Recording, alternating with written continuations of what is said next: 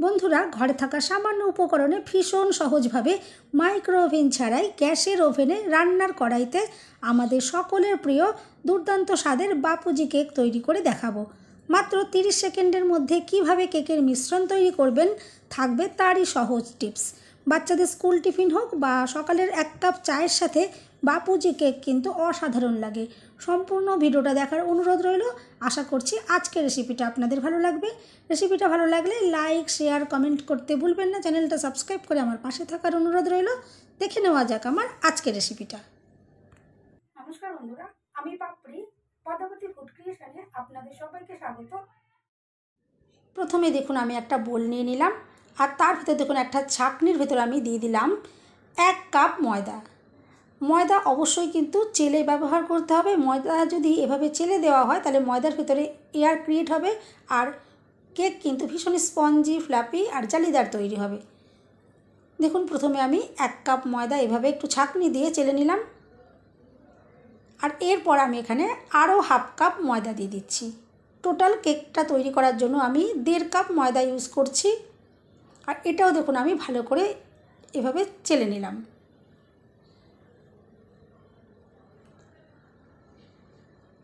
দেখুন ময়দা একদম চেলে নেওয়া হয়ে গেল। এরপর এখানে আমি একটা মিক্সি জার নিয়েছি। এই মিক্সি জারের ভেতরে আমি কেকের মিশ্রণটা তৈরি করব, যাতে 30 সেকেন্ডের মধ্যে এটা রেডি হয়ে যায়। আর যদি এটা হাতে তৈরি করা হতো তাহলে কিন্তু এটা তৈরি হতে 15 থেকে 20 মিনিট সময় লেগে যেত। দেখুন প্রথমেই আমি এখানে একটা ডিম ইউজ করছি। আর যে সকল বন্ধুরা ডিম ছাড়া তৈরি করবেন, নিরামিষভাবে করতে চাইবেন, আপনারা এখানে হাফ কাপ টক দই ইউজ করবেন, তাহলে আর ডিম দিতে হবে না। এরপর এখানে আমি দিয়ে দিচ্ছি হাফ কাপ চিনি। আমি কিন্তু কম পরিমাণে একটু চিনিটা ইউজ করেছি। আপনারা যদি একটু বেশি মিষ্টি পছন্দ করেন তাহলে এখানে 1 কাপ চিনি ইউজ করবেন। আর ওই কাপেরই 3 ভাগের 1 ভাগ সাদা তেল আমি এখানে দিয়ে দিচ্ছি। আপনারা যদি চান এখানে গলানো বাটার দিতে পারেন, তাহলে কিন্তু কেক আরও বেশি টেস্টি তৈরি হবে। এরপর এখানে আমি দিয়ে দিলাম একদম খুবই সামান্য পরিমাণে নুন। অবশ্যই কিন্তু একটু নুন দেবেন, তাহলে কিন্তু কেকটা ভীষণই টেস্টি তৈরি হবে। এরপর সুন্দর গন্ধ আনার জন্য দেখুন এখানে আমি দিয়ে দিচ্ছি 1 চামচ ভ্যানিলা এসেন্স। এতে কিন্তু একদম দোকানের মতন সুন্দর একটা সুগন্ধ আসবে। আর এরপর আমি এটা মিক্সিতে মাত্র 30 সেকেন্ড ঘুরিয়ে নেব, তাহলেই কিন্তু কেকের মিশ্রণটা একদম রেডি হয়ে যাবে। দেখুন কেকের মিশ্রণটা আমি 30 সেকেন্ড ঘুরিয়ে নিলাম, আর কেকের মিশ্রণ দেখুন একদম রেডি হয়ে গেছে। এটা যদি হাতে তৈরি করা হতো তাহলে কিন্তু এটা 15 থেকে 20 মিনিট সময় লেগে যেত। দেখুন কত সুন্দরভাবে মিশ্রণটা রেডি হয়ে গেছে। আর যাদের মিক্সি নেই আপনারা কিন্তু এখানে এটা হাতেই করে নেবেন, সব কিছু দিয়ে একটু মিশিয়ে নেবেন চামচ দিয়ে, তাহলে এই কিন্তু খুব সহজেই তৈরি করতে পারবেন। এরপর দেখুন যে ময়দাটা আমি চেলে রেখেছিলাম তার ভেতরে দিয়ে দিলাম 2 চামচ গুঁড়ো দুধ। এতে কিন্তু খুবই টেস্টি তৈরি হবে। আর গুঁড়ো দুধ দেওয়ার পর দেখুন আমি ময়দার সাথে এটা মিশিয়ে নিচ্ছি। আর এরপরে কেকের যে মিশ্রণটা আমি রেডি করে রেখেছি, দেখুন সেই মিশ্রণটা আমি এখন দেখুন ময়দার ভেতরে দিয়ে দিচ্ছি। আর সম্পূর্ণটাই দেখুন আমি এখানে দিয়ে দিলাম। আর যেহেতু মিক্সি জারের ভিতর অনেকটা পরিমাণে লেগে রয়েছে, সেই জন্য দেখুন আমি এর ভেতরে একটু লিকুইড দুধ দিয়ে দেব। আর লিকুইড দুধ দিয়ে দেখুন এটা ভালো করে আমি পরিষ্কার করে দেখুন নিয়ে নিচ্ছি। সম্পূর্ণটা দেখুন মিশ্রণই আমি নিয়ে নিলাম। দেখুন আর একদমই কোনো রকমের মিশ্রণ দেখুন এখানে নষ্ট হলো না। দেখুন সম্পূর্ণ মিশ্রণটা আমি এখানে নিয়ে নিতে পারলাম। আর এরপর দেখুন ভালো করে মিশিয়ে নিতে হবে। আর এখানে এই মিশ্রণটা তৈরির জন্য আমি এখানে 1 কাপ লিকুইড দুধ নিয়েছি। এই দুধটা ভালো করে জাল দিয়ে ঠান্ডা করে নিয়েছি। আর এখান থেকেই দেখুন খানিকটা পরিমাণে দিয়ে আমি মিক্সি জারটা দেখুন ধুয়ে নিলাম। আর বাদ বাকি এই লিকুইড দুধটা অল্প অল্প করে দিয়ে কেকের মিশ্রণটা আমি রেডি করব। আর তারপরে আমি আপনাদেরকে দেখিয়ে দেবো যে কতটা পরিমাণে এখানে লিকুইড দুধটা লাগলো। এখন দেখুন আমি খুব ভালো করে একটু মিশিয়ে নিচ্ছি। আর বন্ধুরা এভাবে কিন্তু এক দিক থেকে ঘুরিয়ে ঘুরিয়ে কিন্তু কেকের ব্যাটারটা রেডি করতে হবে, তবেই কিন্তু কেক স্পঞ্জি ফ্ল্যাপি তৈরি হবে। দেখুন আমি এক দিক থেকে ঘুরিয়ে ঘুরিয়ে এভাবে কেকের মিশ্রণটা রেডি করে নিলাম। আর দেখুন এই পরিমাণে দুধটা রয়ে গেল। আর এখন আমি দেখুন একটা ছাঁকনির ভেতর নিয়ে নিচ্ছি 1 চামচ বেকিং পাউডার আর হাফ চামচ বেকিং সোডা। অবশ্যই কিন্তু এভাবে ছাঁকনি দিয়ে একটু ছেঁকে দিতে হবে। দেখুন এর ভেতরে অনেক দলা দলা রয়েছে। এরকম দলা দলা সমেত যদি দেওয়া হয় তাহলে কিন্তু কেকটা পারফেক্টভাবে রেডি করা যাবে না। দেখুন আমি একটা চামচ দিয়ে দেখুন এগুলোকে এভাবে মিশিয়ে দিলাম। আর এভাবেই কিন্তু ছাঁকনি দিয়ে অবশ্যই মনে করে একটু মিশিয়ে দিতে হবে। দেখুন ছাঁকনি দিয়ে আমি জেলে নিয়েছি। আর এখন baking powder baking soda active করার জন্য ওপর থেকে আমি দিয়ে দিচ্ছি 1 চামচ দেখুন লিকুইড দুধ। আর এরপর আলতো হাতে কেকের এই ব্যাটারের সাথে বেকিং পাউডার বেকিং সোডা মিশিয়ে নিতে হবে। আর এখানে দেখুন আমি 2 drop yellow food colour use করলাম, এতে খুবই হালকা একটা কালার আসবে। এটা কিন্তু আপনারা চাইলে নাও দিতে পারবেন, না দিলে কিন্তু কোনো রকমের অসুবিধা নেই। এখানে একটু দেখার সৌন্দর্যের জন্য আমি ইউজ করলাম, আর তাও খুবই সামান্য পরিমাণে দেখুন দিলাম। দেখুন একদমই বোঝা যাচ্ছে না, এরকমই খুবই সামান্য পরিমাণে এখানে দিলাম। আপনারা এটা কিন্তু বাদ দিয়ে দিতে পারেন, কোনো অসুবিধা নেই।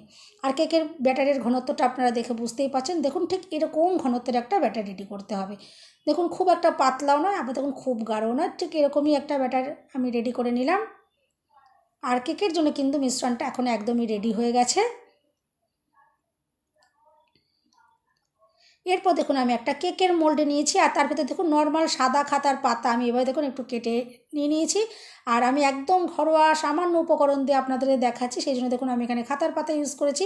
কোনো রকম বাটার পেপার কেনার কিন্তু কোনো রকমের প্রয়োজন পড়বে না। আর এভাবে যদি সাদা খাতার পাতা আপনারা ইউজ করেন, দেখুন আমি একটু সাদা তেল মাখিয়ে দিচ্ছি, তাহলে কিন্তু এখান থেকে কেকটা খুবই সহজভাবে ডিমোল্ড করতে পারা যাবে। যখন কেকটা রেডি হয়ে যাবে আমি আপনাদেরকে দেখাবো, দেখুন কত সহজে কেকটা এখান থেকে বেরিয়ে যাবে। আর দেখুন এরপর আমি কয়েকটা কিশমিশ এভাবে দেখুন ব্যাটারের মধ্যে মিশিয়ে দিলাম।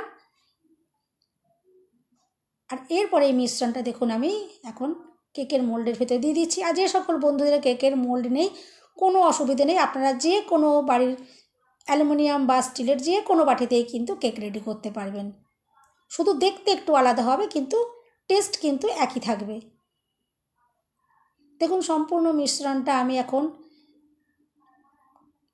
কেক মোল্ডের ভেতরে দেখুন নিয়ে নিলাম। আর এরকম অর্ধেক পরিমাণে কিন্তু দিতে হবে, কারণ কেকটা যখন রেডি হয়ে যাবে এটা কিন্তু একদম ভর্তি হয়ে যাবে, একদম মোল্ডটা পুরো ভর্তি হয়ে যাবে। সেই জন্য এরকম অর্ধেক পরিমাণে ব্যাটার দিয়ে তৈরি করতে হবে। আর এখন দেখুন আমি এভাবে একটু ট্যাপ করে দিলাম, যাতে ভেতরে যে এয়ারটা আছে বেরিয়ে যায়। আর এরপর কেকটা সুন্দর দেখার জন্য আমি দেখুন ওপর থেকে কিছুটা ভাজা চিনে বাদাম দিয়ে দিচ্ছি, আর দিয়ে দিচ্ছি কিছুটা টুটি ফুটি, আর দেখুন দিয়ে দেব কিছুটা কিশমিশ। এতে কিন্তু যেমন কেকটা দেখতেও সুন্দর লাগবে, কেকটা কিন্তু খেতেও খুবই অসাধারণ লাগবে। বন্ধুরা রেসিপিটা ভালো লাগলে একটা লাইক দিতে কিন্তু একদম ভুলবেন না। চ্যানেলটা সাবস্ক্রাইব করে আমার পাশে থাকার অনুরোধ রইল। বেল বাটন ক্লিক করে রাখবেন, যাতে আমি যখনই নতুন ভিডিও আপলোড করব সঙ্গে সঙ্গে নোটিফিকেশান সবার আগে আপনি পেয়ে যাবেন। আর বন্ধুরা আমার চ্যানেলে কিন্তু অনেক কেকের রেসিপি রয়েছে, যে সকল বন্ধুদের এখনও সেগুলো দেখা হয়নি প্লিজ আমার ছোট্ট চ্যানেল ঘুরে দেখার আমন্ত্রণ রইল। আশা করছি রেসিপিগুলো কিন্তু আপনাদের খুবই ভালো লাগবে। দেখুন কেকটা আমি এভাবে দেখুন সাজিয়ে নিলাম, আর কতটা যে অসাধারণ দেখতে লাগছে আপনারা দেখেই বুঝতে পারছেন। আর এরপর যখন দেখবেন কেকটা রেডি হয়ে যাবে আরও সুন্দর লাগবে। এরপর একটা কড়াই দেখুন আমি ভালো করে চাপা দিয়ে 5 মিনিট হাই ফ্লেমে গরম করে নিয়েছি।